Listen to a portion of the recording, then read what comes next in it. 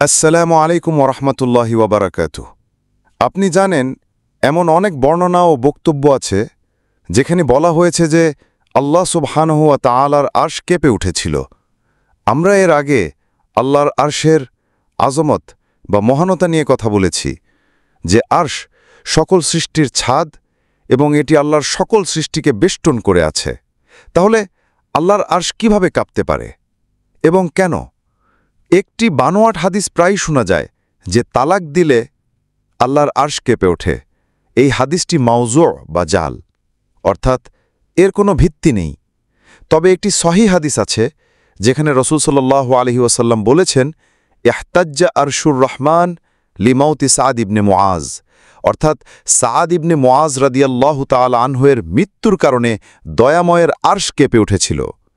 সাদ ইবনে মুআজ রাদিয়াল্লাহু তাআলা আনহু রাসূল সাল্লাল্লাহু আলাইহি ওয়াসাল্লামের অন্যতম শ্রেষ্ঠ সাহাবী। তিনি মদিনার আনসারদের একজন এবং আনসারদের সর্দারদের মধ্যে অন্যতম। তিনি এমন একজন যিনি রাসূল সাল্লাল্লাহু আলাইহি ওয়াসাল্লামের পাশে শক্তভাবে দাঁড়িয়েছিলেন। যখনই মানুষের মধ্যে কোনো দ্বিধাদ্বন্দ্ব দেখা দিত, তিনিই ছিলেন সেই ব্যক্তি যিনি তাদের আত্মবিশ্বাস ফিরিয়ে আনতেন, যিনি তাদের প্রভু আরশের মালিক দয়াময় আল্লাহ সুবহানাহু ওয়া তাআলার সেবার কথা স্মরণ করিয়ে দিতেন। তিনি তাদের সেই প্রতিজ্ঞার কথা মনে করিয়ে দিতেন যা তারা রাসূল সাল্লাল্লাহু আলাইহি ওয়াসাল্লামের হাতে নিয়েছিলেন। সুবহানাল্লাহ, তার জীবন সত্যি অসাধারণ। তিনি মাত্র ৫ বছর মুসলিম হিসেবে বেঁচেছিলেন, অথচ রাসূল সাল্লাল্লাহু আলাইহি ওয়াসাল্লাম তার মৃত্যুতে দয়াময়ের আরশ কেঁপে ওঠার কথা বলেছেন। তিনি ৩০-এর কোঠায় মারা যান। তিনি একজন মহান এবং অবিশ্বাস্য মানুষ ছিলেন। সাহাবারা বলেন যে যখন আমরা সাদ রাদিয়াল্লাহু তাআলা আনহু-এর জানাজা বহন করছিলাম, তখন তার দেহ অত্যন্ত হালকা মনে হচ্ছিল। কিছু মুনাফিক তখন সাদ রাদিয়াল্লাহু তাআলা আনহু-কে নিয়ে ঠাট্টা করে বলেছিল যে দেখো, সে কিছুই না। তারা এটিকে অসম্মানের চিহ্ন হিসেবে ধরে নিয়েছিল। কিন্তু রাসূল সাল্লাল্লাহু আলাইহি ওয়াসাল্লাম বলেন যে ফেরেশতারা সাদ রাদিয়াল্লাহু তাআলা আনহু-এর দেহ বহন করছিল। তাহলে দয়াময়ের আরশ কেঁপে ওঠার আসল অর্থ কি? রাসূল সাল্লাল্লাহু আলাইহি ওয়াসাল্লাম আমাদেরকে ব্যাখ্যা করে বলেছেন যে আল্লাহর আরশ সাদ রাদিয়াল্লাহু তাআলা আনহু-এর মৃত্যুতে ভয় বা অন্য কোনো কারণে কাঁপেনি, বরং মিন ফারাহের রব, অর্থাৎ সাদ রাদিয়াল্লাহু তাআলা আনহু-এর রূহের প্রত্যাবর্তনে তার প্রতিপালকের আনন্দের কারণে কেঁপে উঠেছিল। ইমাম হাসান আল বাসরি রাহিমাহুল্লাহ এ বিষয়ে কমেন্ট করে বলেছেন যে এটি ভয় বা আঘাতের কারণে কাঁপেনি, বরং সাদ তার রবের কাছে ফিরে যাওয়ায় আনন্দের কারণে কেঁপেছিল। এটি অনেকটা উহুদ পাহাড়ের মতো, যেটি রাসূল সাল্লাল্লাহু আলাইহি ওয়াসাল্লাম, আবু বকর, ওমর এবং উসমান রাদিয়াল্লাহু তাআলা আনহুমের উপরে থাকাকালীন কেঁপে উঠেছিল।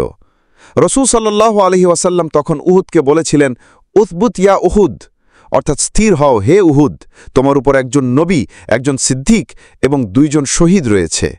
রাসূল সাল্লাল্লাহু আলাইহি ওয়াসাল্লাম বলেন যে উহুদ এমন একটি পাহাড় যেটি আমাদের ভালোবাসে এবং আমরাও তাকে ভালোবাসি।